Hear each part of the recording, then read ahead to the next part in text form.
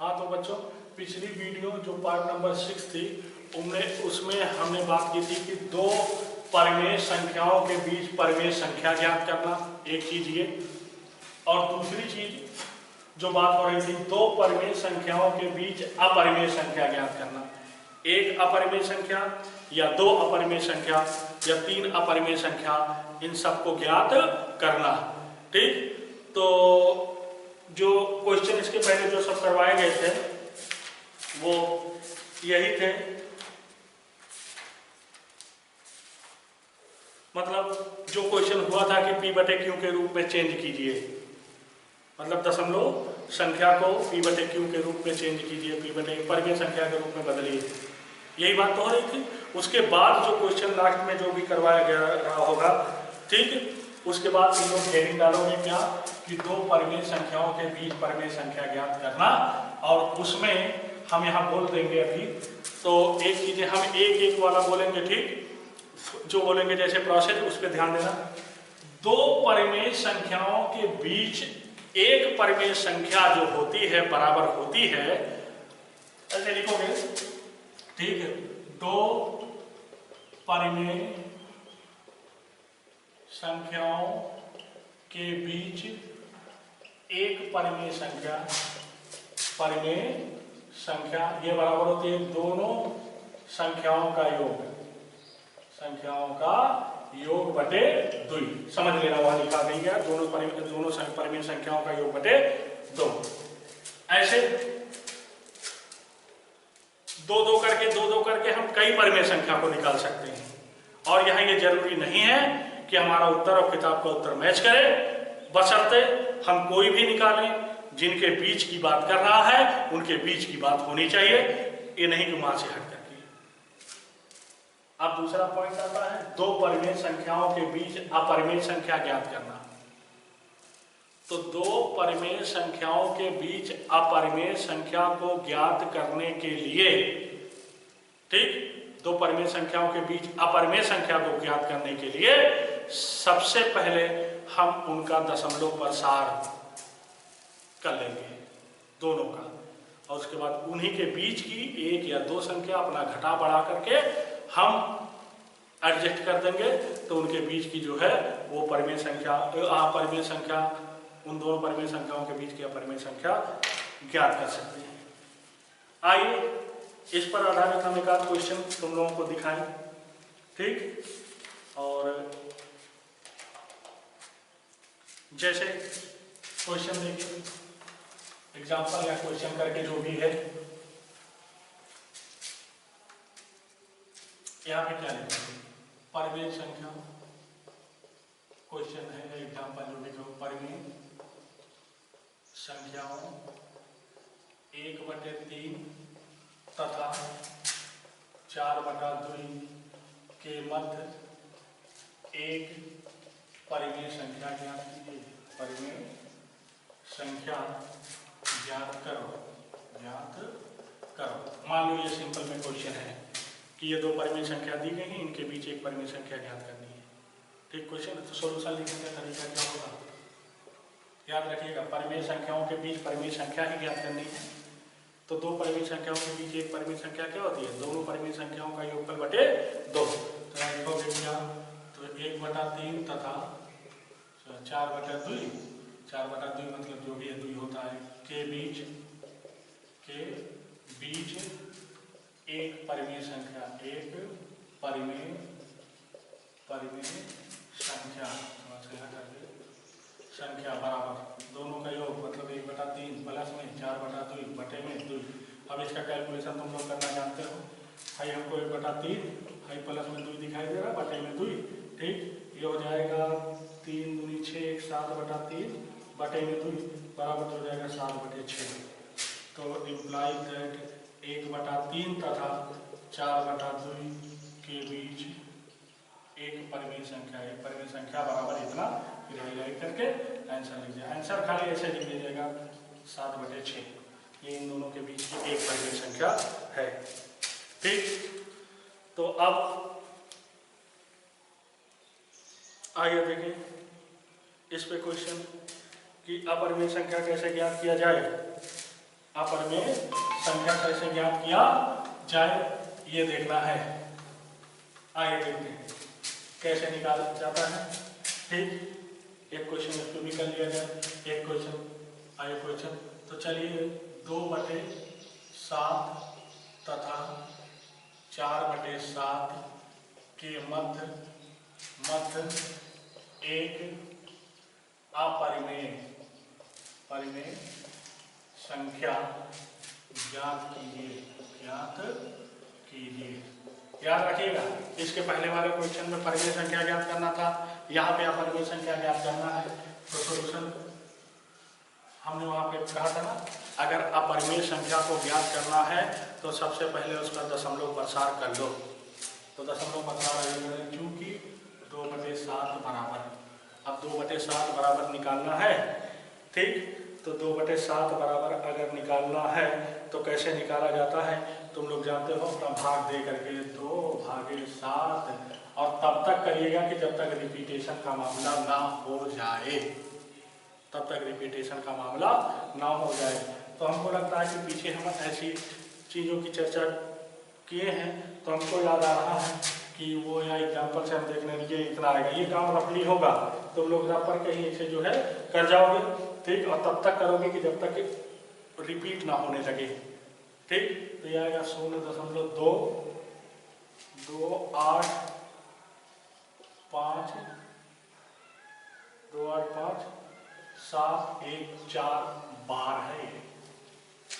ठीक, ये तथा 2/7 4/7 बराबर क्या हो जाएगा, ऐसे ही। ठीक, तो 0.1 ये कितना होगा, हमको लग रहा है कि 2 चौक 8, 2 1 के 2, 2 7 14 के 4। तुम लोग ऐसे लंबी प्रक्रिया द्वारा भाग दे करके चेक कर लोगे। ठीक, नहीं तो पीछे हम 1/7 का मान दिया गया था, तो 2/7 3/7 4/7 निकालना बताए थे, उसी क्रम में भी कर सकते हो। तो हम उसी क्रम का यूज करते 2 2 3 4 2 8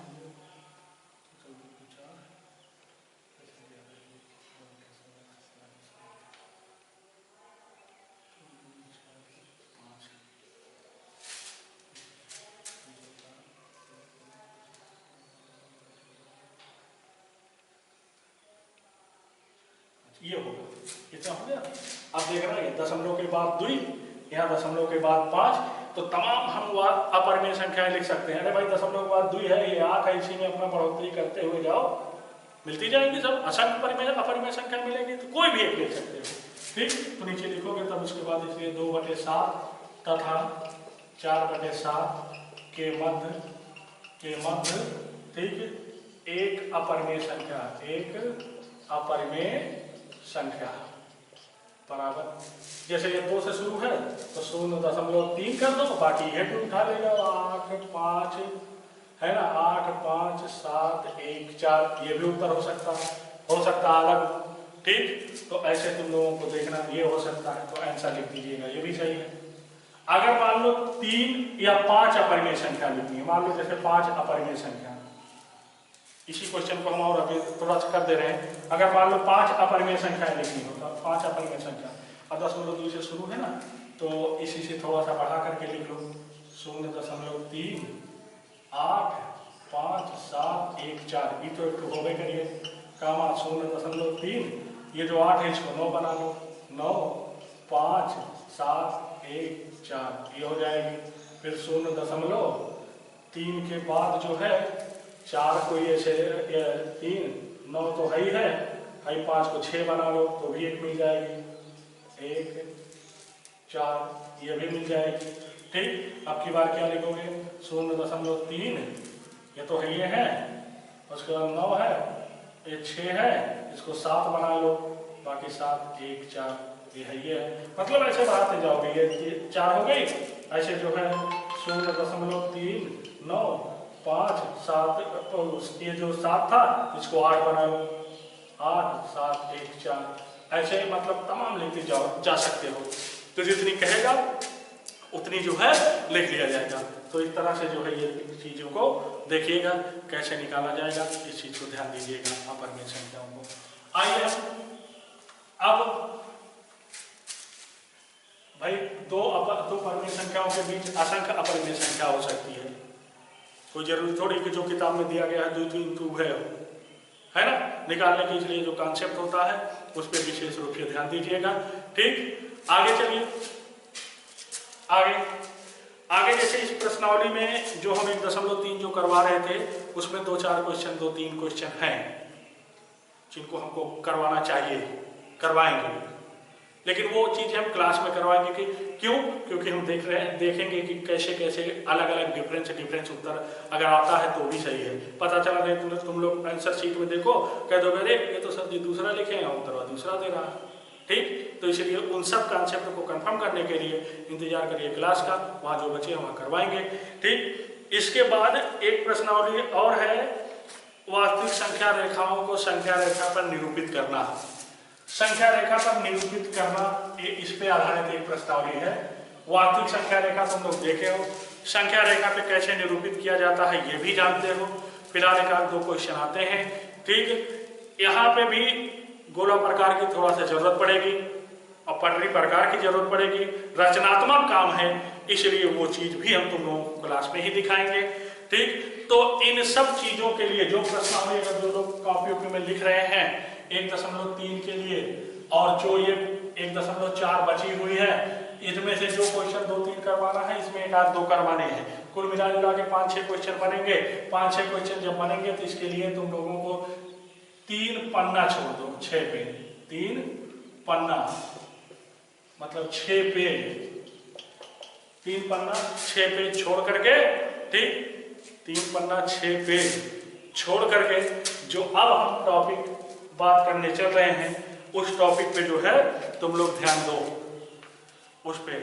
ये भी जो चीजें हैं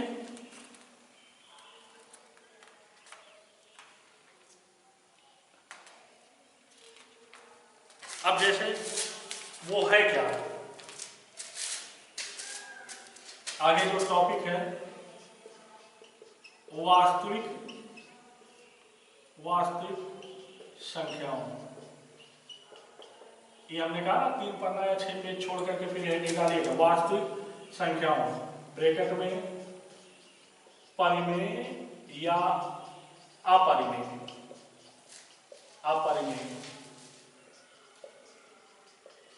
संख्याओं, ब्रैकेट में, ठीक, वास्तविक संख्याओं ब्रैकेट में परिमेय या अपरिमेय संख्याओं पर संक्रियाएं,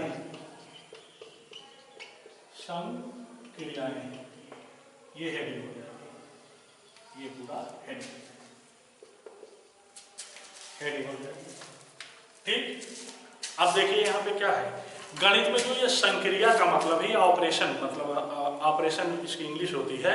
ठीक है, तो ये जो संक्रिया का मतलब होता है ये जोड़, घटाव, गुणा, भाग, ये 4 संक्रियाएं होती हैं। ठीक, तो गणित में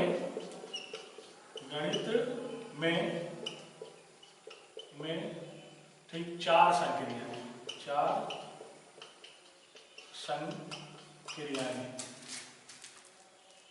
जोड़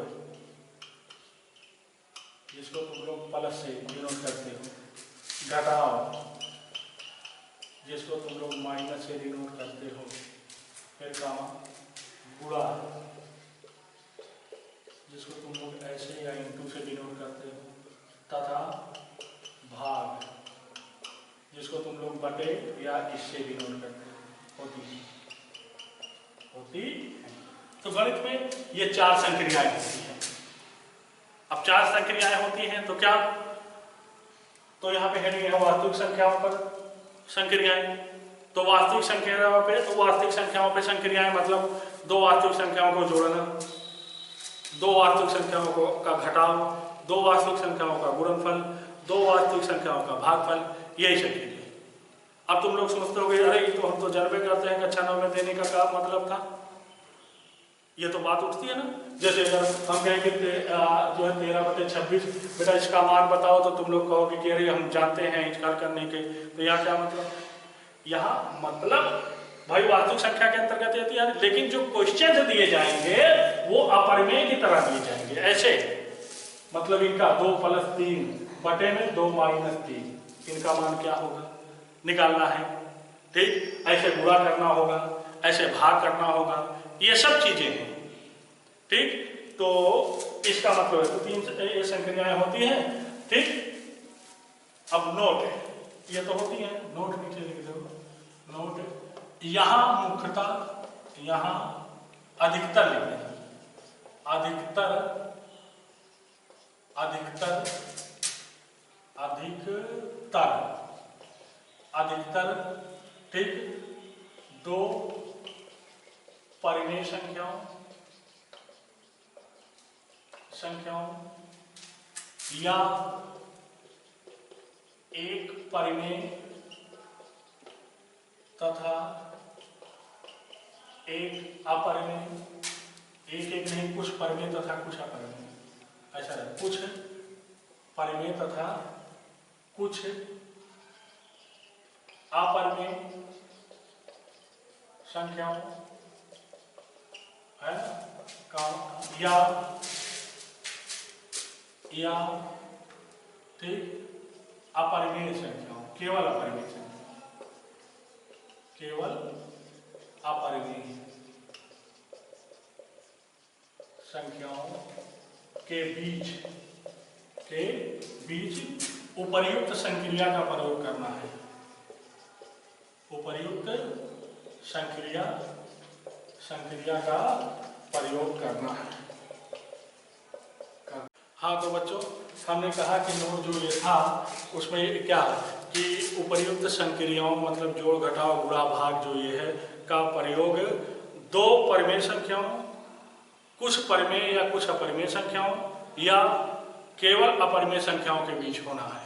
अब तुम लोग ये सोच रहे होंगे कि जैसे हमने कहा कि अब परिमेय संख्याओं में या अपरिमेय संख्याओं में मेन चीज जो आती है, ठीक, वो क्या है, वो यही है कि जैसे 2 धन 3 बराबर 5, तो तुम लोग कहोगे ये जानते हैं, गुणा कर दो तो 2 तिहाई 6 हो जाएगा, भाग कर दो तो बटे हो जाएगा, है ना, घटाव कर दो तो ये हो जाएगा, या तो ये सब चीजें तो ठीक है, बेसिक चीजें, लेकिन यहाँ ज्यादातर अपरिमेय संख्याओं के बीच का सिस्टम मिलेगा।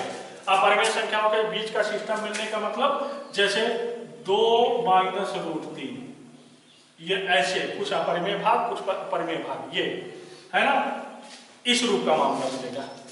तो अब इस रूप का जब मामला मिलेगा जैसे 4 प्लस रूट 5, ठीक, तो 4 प्लस रूट 5 ये सब मामला मिलेगा। तो ऐसे संख्याओं के बीच जोड़ घटाव गुणा भाग हमको करना है, ठीक। तो उसके लिए एक चीज जानिएगा बच्चों कि जैसे इस प्रकार की संख्याओं को जैसे करणी वाला सिस्टम नहीं पीछे देखे होंगे, इसके संयुग्मी की बात करनी है, तो इसका संयुग्मी की अगर हम बात करें, इसका संयुग्मी जो यहाँ लिख रहे हैं हम, ये 2 प्लस रूट 3 हो जाएगा, मतलब ये चिन्ह बदल जाता है। इसके संयुग्मी की बात करें तो 4 माइनस रूट 5 हो जाएगा, तो मतलब इसके संयुग्मी की भी बात करनी है, ठीक। तो संयुग्मी का मतलब जो है चिन्ह बदल करके किसी भी संख्या का परमेयीकरण करने का मतलब संयुग्मी से ऊपर नीचे गुणा, परमेयीकरण एक शब्द पढ़े होंगे, संयुग्मी से हर के संयुग्मी से कभी जरूरत पड़ेगी तो कभी अंश के संयुग्मी से जरूरत पड़ेगी, तो जरूरत पड़ेगी तो हम करेंगे।